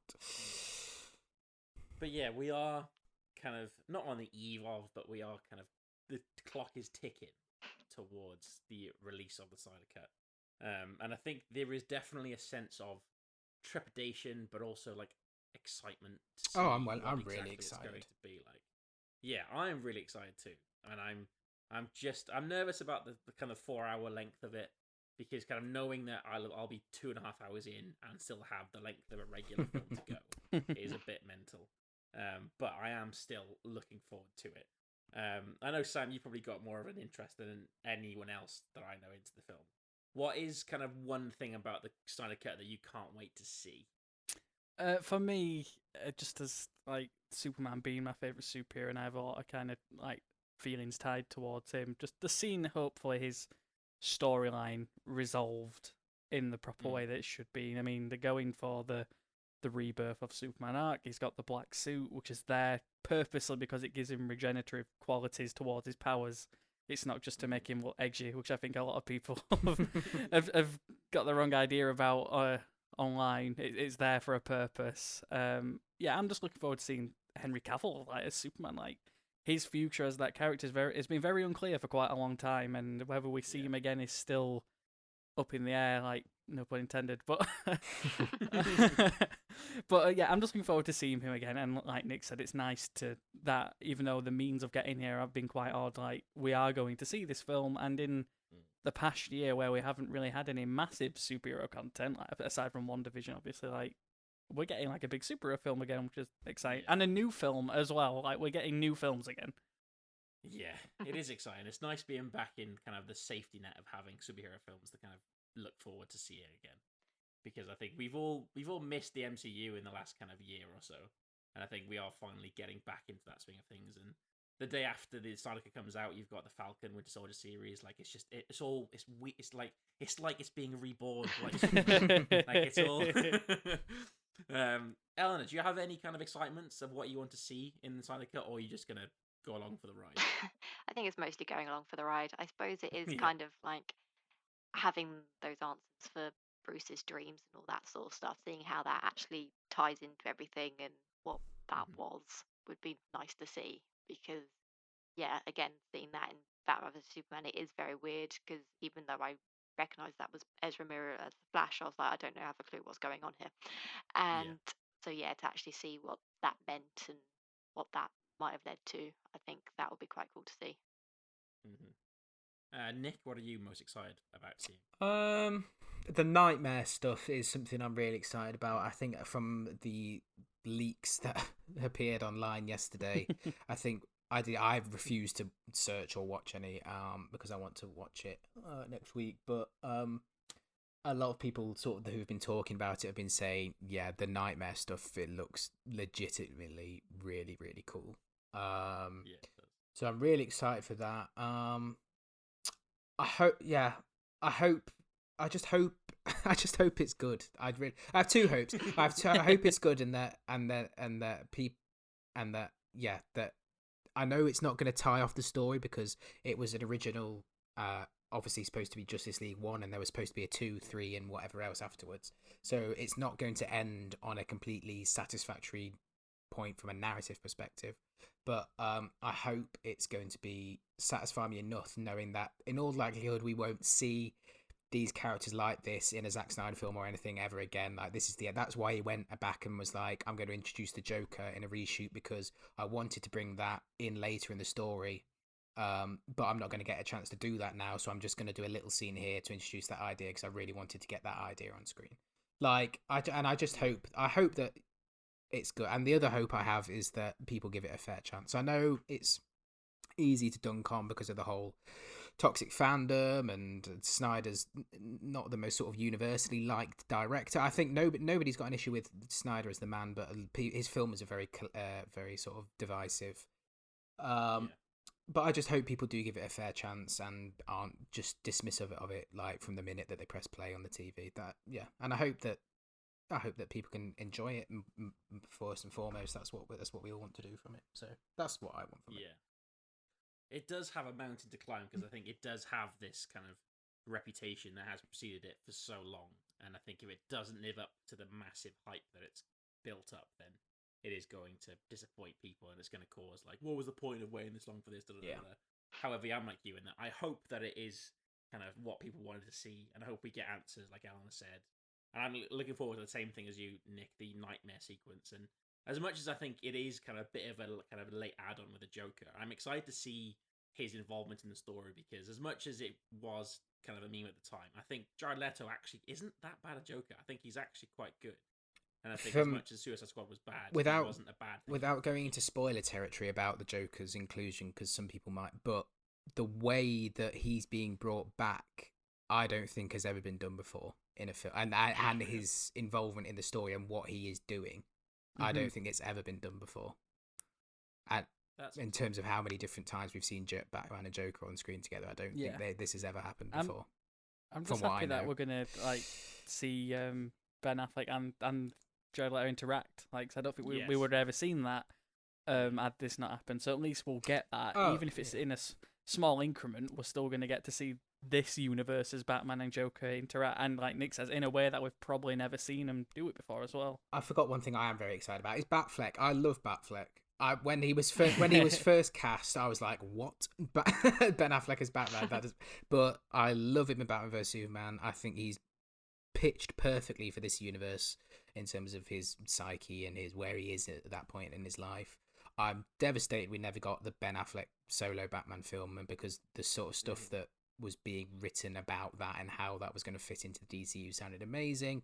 So if this is Batfleck's penultimate, because he's going to be in the Flash film. If this is his penultimate outing, then just all the Batfleck content, just give it to me. I love it. Just think, Nick, you're never going to have to see Ben Affleck pull that face again. I fell off my sofa this afternoon when I watched that scene again. I want to see it in meme form only. I never want to see it as a moving picture ever again. I think that is a lovely point to end on. I think Nick's love for Batfleck is a very, very nice sentiment. But yeah, so we did also, kind of breaking news, we discovered today that the Snyder Cut, Zack Snyder's Justice League, is going to be on Sky Cinema next Thursday. Not kind of as part of a paid thing. You can, if you've got Sky, you can watch it from next Thursday morning, which is quite exciting, which I'm really looking forward to. Because I think same way kind of on HBO Max, it is included in the subscription fee. This is included in the Sky kind of pay package, which is. I assume it is going to be. I assume it is going to be available for people to rent who don't have Sky from somewhere. But yeah. Yeah, I imagine so. But I think probably the main thing that the UK people will have to do if they don't have Sky, you can get like a Now TV pass to watch it. Get that for like a week. Now TV are offering free deals all the time. You get like a free 7-day thing that you don't want to pay for. So I think it is going to get lots of eyes on it in the UK, especially next week. And obviously in the US, you've got HBO Max, and it is in various places all over the world. But can't wait for this to come out. I can't wait for the kind of all of the questions to be answered, and I can't wait to see what this is going to look like. But we've done a very thorough conversation there. It's only us four left at this point. Yeah. If you have stayed with us the whole way, thank you very much. This was for you Patreon lovely people. And just thank you again for your continued support. We couldn't do stuff like this without you guys, so thank you very much. I just want to kind of end on a big thank you to my 3 lovely guests. Thank you to Elena. Thanks. Thank you to Nick. You're welcome. It's been nice to sort of sit back and relax in the guest chair. Yeah. I enjoyed it. Being a guest is a different experience than being a host. And thank you to our Snyder Cut Fountain of Knowledge, Sam. Thank you. Pleasure, as always. No problem, mate. So thank you very much for listening. If you are still here, I'll be back next month with a new topic and a new kind of film to digest. Hopefully you enjoyed this episode and you enjoy the Snyder Cut next week. And I'm sure we will... Probably Nick potentially might be on the actual I am. I've already penciled it in. After Sam, so I've already Nick penciled your name in as well, by the way. So you'll hear at least Nick and Sam's voices on the official JumpCast episode, the Monday after the Snyder Cut comes out, dissecting everything you've seen in hopefully less than 4 hours, but you never know, it might be more than 4 hours long. But again, thank you all. Hope you enjoyed it, and we'll see you next time.